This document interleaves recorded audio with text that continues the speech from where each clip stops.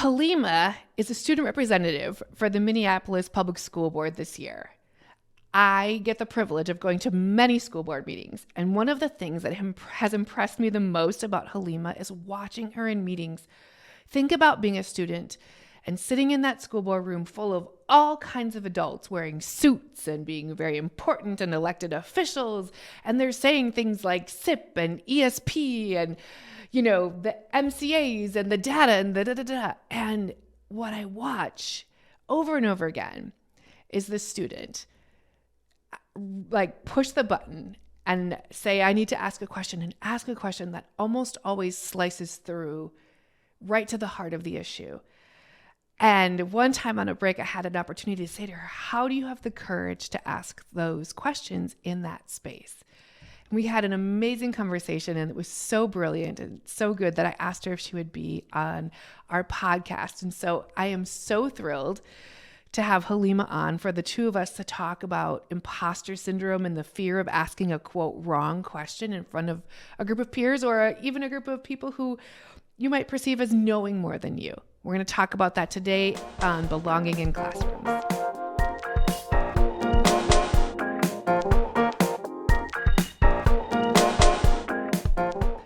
Halimah, welcome to Belonging in Classrooms. How are you today? I'm very, very good. How are you? I'm great. I'm so excited to get to talk to you in this context. I get the pleasure of watching you at a lot of school board meetings, a lot. And I always am impressed by the way that you ask questions and the questions that you ask. And remember one of the first times we talked, I came up to you and I was like, that was such a great question. You were like, was it? Because I feel like it wasn't. And we had a long conversation about imposter syndrome. And ever since then, I've wanted to talk to you more about imposter syndrome. So first of all, just tell me what it is like to be sitting up there in that room with all of those people with their suits and their labels and their doctorates and their MSs and their BSs talking about the SIPs and the EDIA and the blah, blah, blah, blah, blah. What is it like to be a student up there? Well, first of all, thank you so much for all the kind words.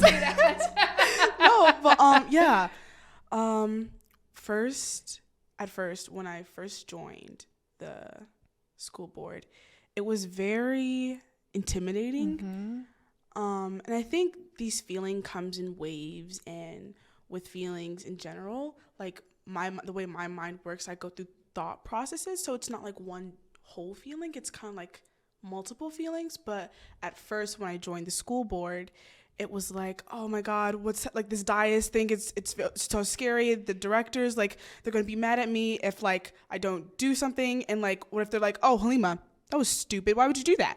And like, I don't know. And like everything that could possibly go wrong went through my mind. And to know that I had to sit up on that giant dais and like this crowd of people watching me. And it's like, like, don't look at me. But it's also, the thought process also goes, you're meant to be here and you need to be here. You belong here and you have a purpose. So fulfill that purpose. And honestly, when I know I have a purpose, it's easier for me to carry things out that scare me. So what do you think your purpose is for being there? Well, I've always, rewinding a bit just to like my upbringing, I just always felt like I felt this purpose, this duty to serve my community. And I've always wondered how is that going to look like for me? Like, how am I going to carry that out? And I've always just felt like I need to be of service, and I need to give back to the people in the community that has raised me up so beautifully. And I need to do that. And so when I applied? When you applied for school board rep? Yeah. So when I applied for it, I was like, this is something that like, this is amazing. Like this is the position that like I can carry out like what I need to do. And I was like, this is a perfect opportunity. And it's like, ooh, school board though. It's kind of up there. But I was like, you know what? Just go for it. Like what's the worst that can happen? Like obviously there's like horrible things that can happen. Like I'd like blow up the district. Like what? Like that's like horrible. Not likely, but like when the thoughts come, like what if I like mess up someone's life? No. And it's just like, or the smaller things, like what if I'm not good enough? Like what if there's someone else who can serve this board better than me, and like I just don't get the position. And I will be so very honest with you, Heather. When I applied and after I did the interviews, I like chilled for a while. I didn't hear back for a while. And honestly, I saw the other candidates and I was like, you know what? They got it in the bag and I hope they do so well. But then one day, I was at my Islamic studies on like the weekend, I think.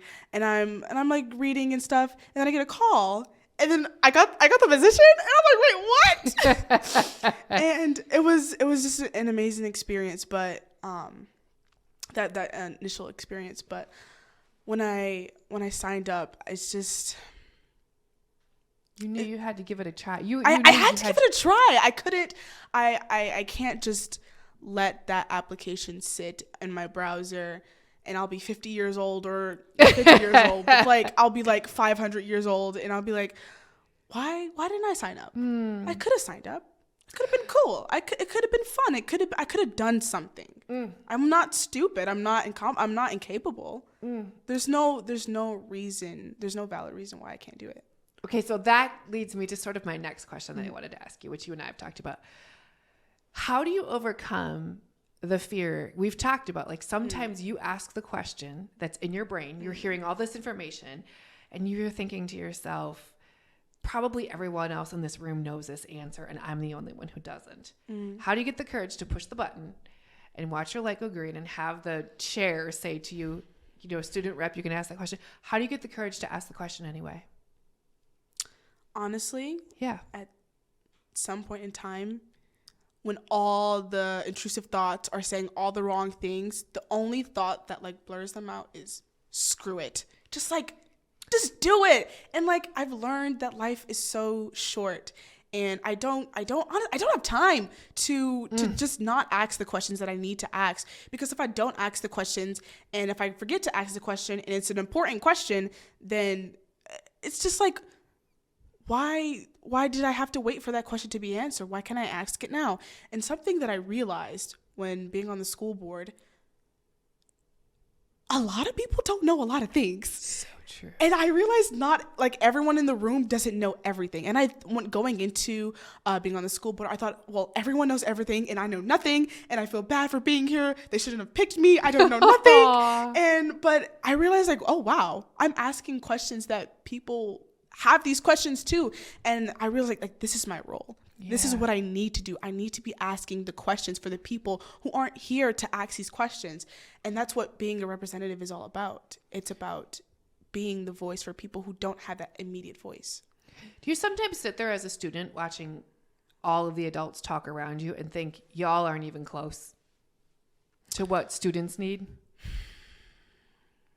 Or you're not even asking yourselves the question that gets to where we are at? Sometimes it's not even in the school board. It's just like in all places that function like that. It's just like sometimes I'm listening. It's like I don't blame a lot of adults, honestly, but it's just like, it's been a while since you've been a student. And it's been I feel like sometimes I'm like that angsty teen, like, you just don't understand. You don't understand me. But like, yeah, like sometimes adults, they just don't understand. We forget. And I feel like a lot of times adults, I'm just looking at them like, wow, you are a politician. You are not someone who's, I don't know, it's just like a lot of times when I hear adults speak, especially with roles of power, and they're talking about like either changing things or statistics or anything, I'm looking at them like, okay, you're a politician. You're just saying the right things, aren't you? Yeah. Like you're just using talking points. And it's just like, these are cute, but they can only take you so far. And it's just like, you're hearing people talk for you in general. It's kind of annoying to hear people talk for you when you talk for you when you have lived something else. Totally. Okay, you just said a mouthful with that. Yes, sorry. It is that was beautiful. It is annoying to watch people talk for you when you have lived something else. I mean, if the other night in the boardroom, the phrase that we kept hearing was "the time is now," and I was kind of like, if we say that one more time, yes, we know, but that is a filler phrase. I think sometimes as adults we do that when we feel. I know for myself, a lot of times. I've shared this with you. I will lay in bed and at 3:00 in the morning I will be up and I will think about the children our city is failing. And I think about the minutes ticking away in their childhood. And that childhood is supposed to be magical and beautiful and learning and growing. And kids are supposed to be safe. And we know that in our city by race and zip code, you can predict how much safe play, fun, and learning they're going to have. And I think they're losing their moments. Like childhood should be magic. And so when I think about that at night and it's overwhelming to me, sometimes it's easier for me just to placate myself than it is to just sit with the discomfort of like, it's ticking away. And sometimes I think adults, we do that because we have a discomfort in not knowing the answers. Anyways, we're kind of talking about this in general, but like, what do you wish adults and educators knew about your experience as a student of color? As a student, as my experiences, or like the students of color in general? Maybe you want to talk about the students you feel like you represent, or maybe you want to talk about yourself, but what do you wish people knew that you feel like when they're talking heads that they're not knowing or not acknowledging? So I'm sorry, of general.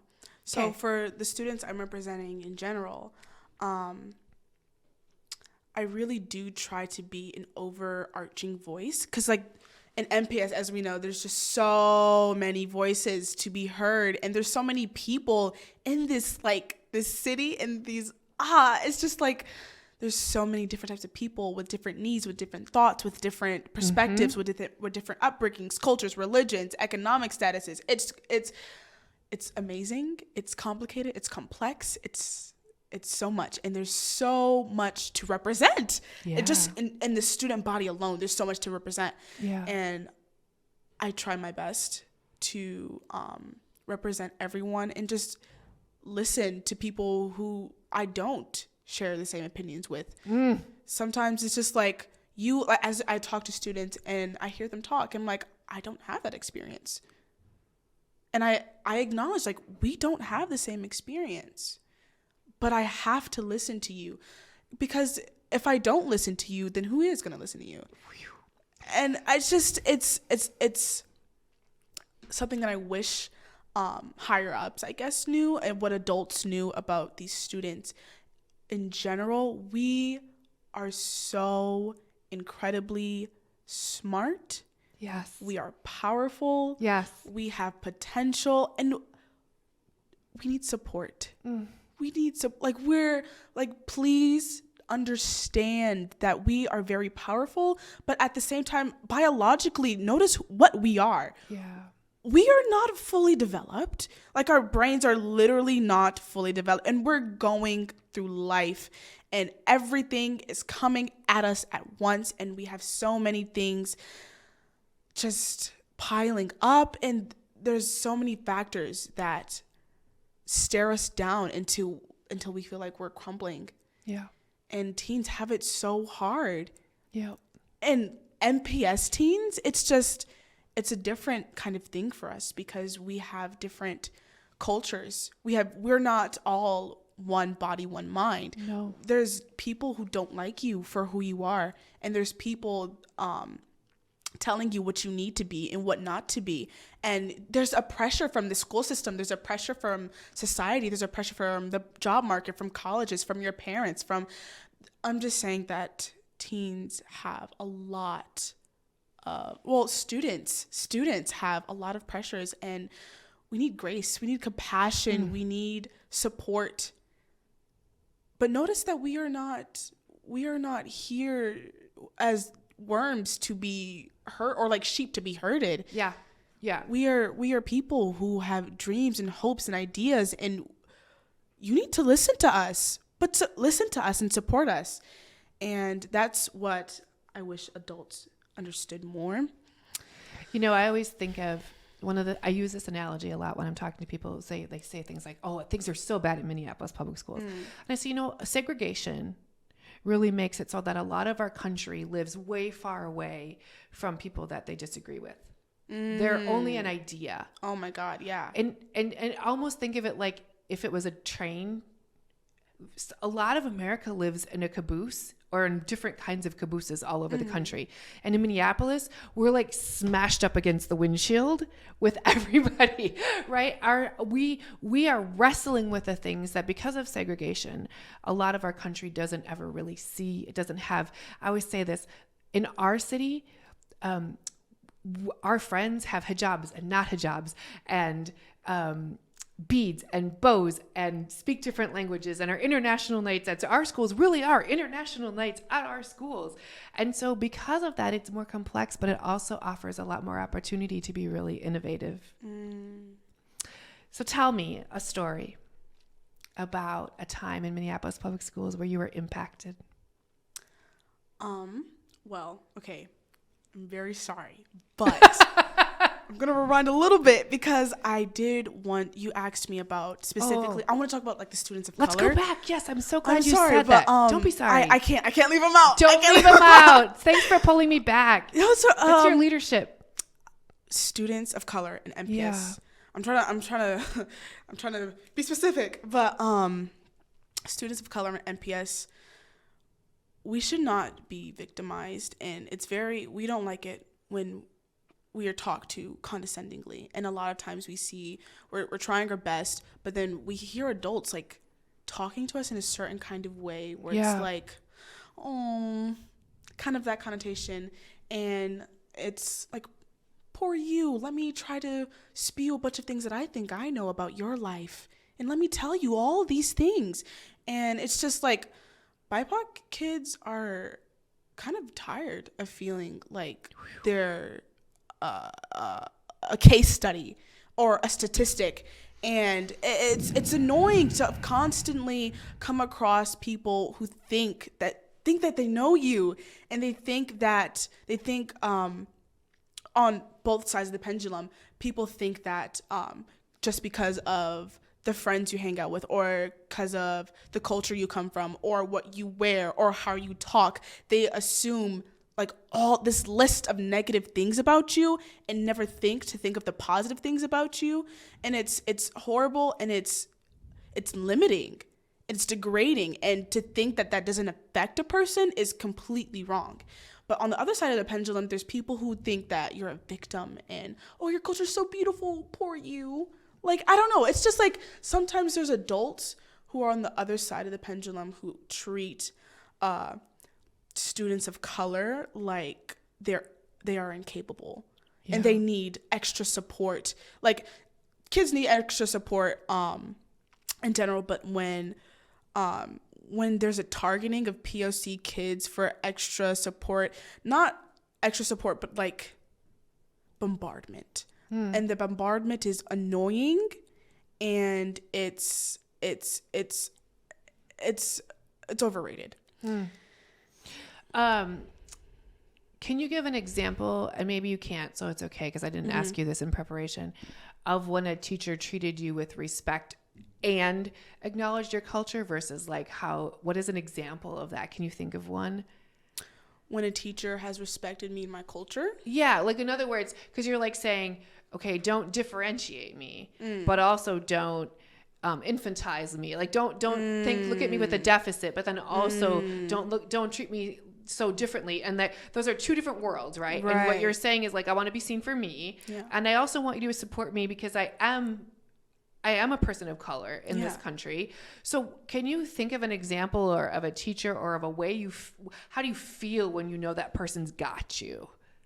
I feel most like that when a teacher listens, and they sometimes adults talk at you because, and honestly, as I grow older, I learn to respect adults and the wisdom that they automatically have because of how old they are and like where you've been. And I've been taught to respect adults and respect my elders and respect the people who have come before me, because they have so much to teach me. They have so much I can learn from, and I do learn most of my learning. Well, a good portion of my learning comes from adults, and so that's something I will never like disregard. But sometimes I witness like adults talking at me, and it's like talking at me about my experiences and what I may experience, and how I feel. And I don't know, it's just like, oh, did I tell you that? Or did you assume? And it's okay. But when I feel most supported is when I'm listened to. When a teacher is silent, silence goes so long. And I feel like teachers, maybe sometimes they just want to word vomit, or like they want to like cover their tracks when they say something wrong, or say something like maybe on the borderline of wrong, or maybe on the borderline of like, maybe I shouldn't have said that, or let me clear that up. But when a teacher or someone is silent and you talk and they're looking at you and they're not like going through their phone, or they're checking their emails, or they're like grading assignments, they're looking at you and they're nodding and they're just silent. The silence goes so far. That's beautiful. And one teacher, he's really changed the way I view support in general. My AVID teacher, Brian Meyer, shout out to him. Love you, Mr. Brian, Mr. Meyer. He's been my AVID teacher since freshman year. It's my junior year now. And he knows a lot. I can say he probably knows more about Black history than me. That's just a fact. He knows more about Islamic history than me. He knows more about women's history than me.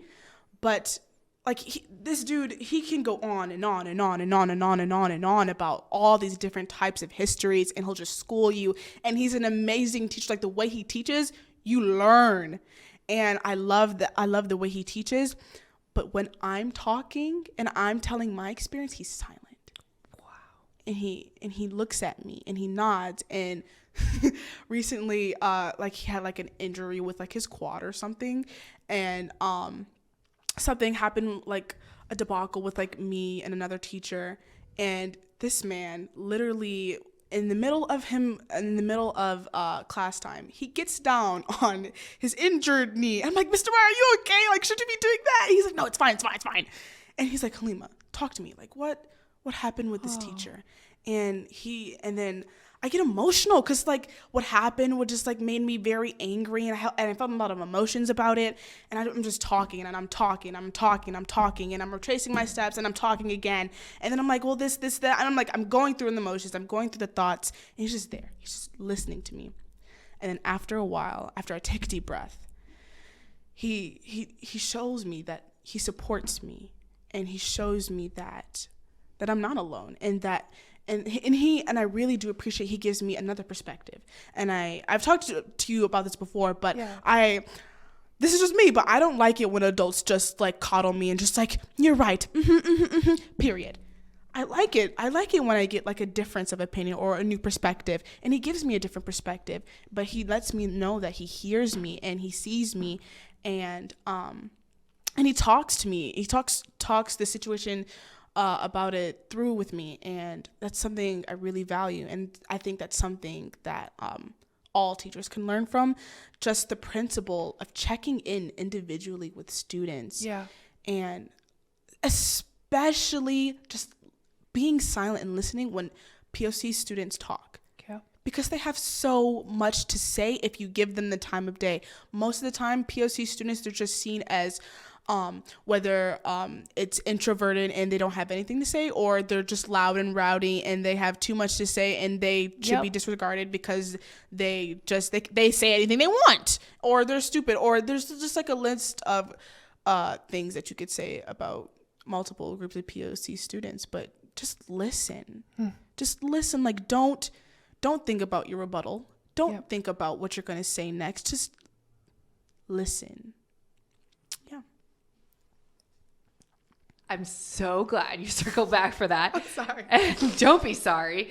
That was so profound. And I can imagine a lot of educators listening to that and really thinking about it. All right. So our final question, tell me something that impacted you at MPS. Oh, Or was that it? Were we in it? oh, I didn't know that was the end of the question. That was the end of the question. Something that's impacted me. Yeah, a MPS. person, a class.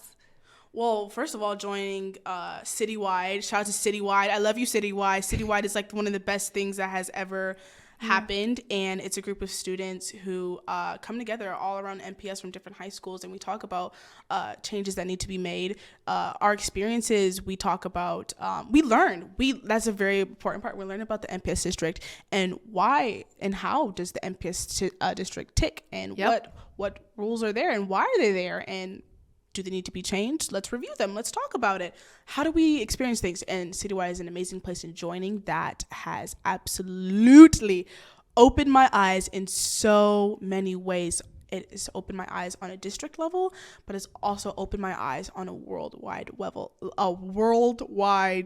And that is just, I never thought I'd get that experience out of a place like that. But I did, and it's an amazing place, and I'm so glad to be a part of a group like that. But with Citywide, the reason I was put in Citywide was because I'm on the school board, as you know, and so they both kind of like go hand in hand. They do. They're both, I learned so much, but specifically with the school board, I learned people's experiences. I learned why things work. I learned how I can change things. I learned how I can interact with my community, and I learned a lot, and I absolutely love being on a school board, and I witness things firsthand. Yes, you do. People think, listen, there are times when those meetings are boring. We both know that. There are times when they are electric, and we know that. Oh, yeah. But there's a lot of power in that room, and it's totally worth it. There definitely is. And so that's like one of the experiences that MPS has been able to give me. Yeah. And I'm so entirely grateful for them allowing me to do that. But another experience, specifically, this happened Tuesday night. It has really, really impacted me. Like, the more I think about it, the more it impacts me. Mm-hmm. So I'm sitting up on the dais. For those who don't know, the dais is just like that little concave of like directors and me, or whoever, if either Abdi or me is up there. Yeah, you rotate. But yeah, we rotate. And I'm up there, and this group of Black people come up, and they're starting to present something, and I'm like, ooh, this looks good, and then they explain what they are, and they are this group, this organization, I want to say. I'm not exactly sure. They're like a council. Mm-hmm. They are this council that is dedicated to listening to BIPOC teachers in MPS and listening to their experiences, helping them go through any experiences that they're going through, whether it's like hostile environments or lack of support or lack of anything. And my mouth, like, I was being recorded, so my mouth couldn't be open. But in my head, my mouth was open. I was like, this is beautiful. And like, it made me emotional because in my time of being a board representative, I hear these stories of these teachers, these POC teachers who are just, it's despicable. Like the amount of things they have to go through. And it's unfair because everyone's coming at them. Because you got the students who don't like the teachers, you got the admin, and you got the payroll, and you got the parents, and you got the everyone else. And like, teachers are like the runt of the litter of like the school system.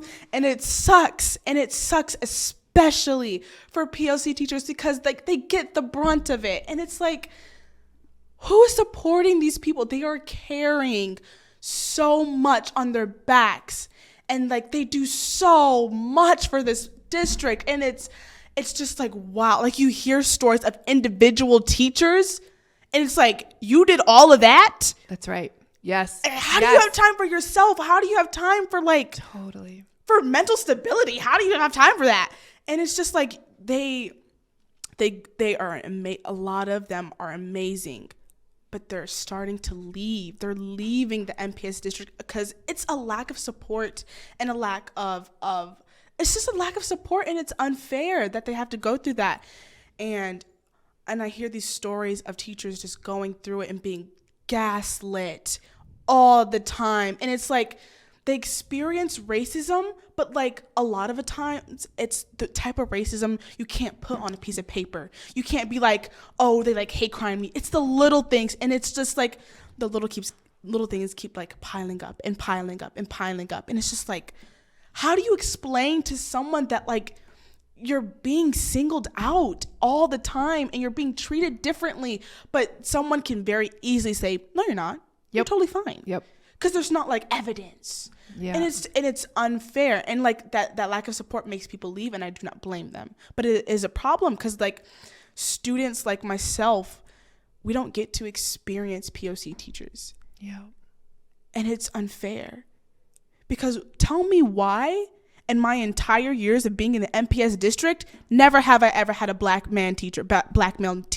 And the only time I had a black teacher, she was a woman, and she was, I can count, actually, now that I think, like I keep thinking about this over and over again. In my school alone, there is so little black teachers that like I can count them on my hand. But when I start to count them on my hand, I can think of one. And then I can think of, oh wait, there's only one. And there's like black staff in there, but for teachers, there's only one that I can think of. And she was amazing. And she has really changed my perspective on a lot of things. But she needs a place to go. She needs support. She can't hold all of that for the students and for herself and for the district. And then there's no place. And so I watched that same thing, and it impacted me. And what I thought of was the immediate thing that came over me. We talked about this on the way here. It felt like a drop in the bucket. Like we need so many more people. Yeah. I really felt I felt the fatigue of that group. I felt the commitment, right? And then I also was realizing like we need more. Okay, I could talk to you forever and ever and ever. Yeah. But we have to wrap. I'm so grateful to you. I'm so glad I get to know you. And I just want to say thank you for talking about imposter syndrome. Thank you for talking about courage. Thank you for talking about saying the thing that needs to be said in the room. And thanks for belonging in Minneapolis public schools. Thank you for inviting me. Thank you for listening to me. Yes. Thank you for being one of the adults who listen and who are there for me, and students like me.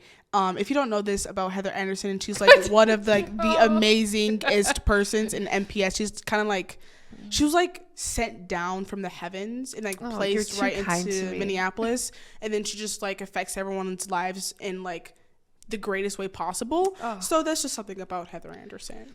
I'm just used to dishing out the kindness, and I appreciate that. Thank you. Thank you so much, honestly.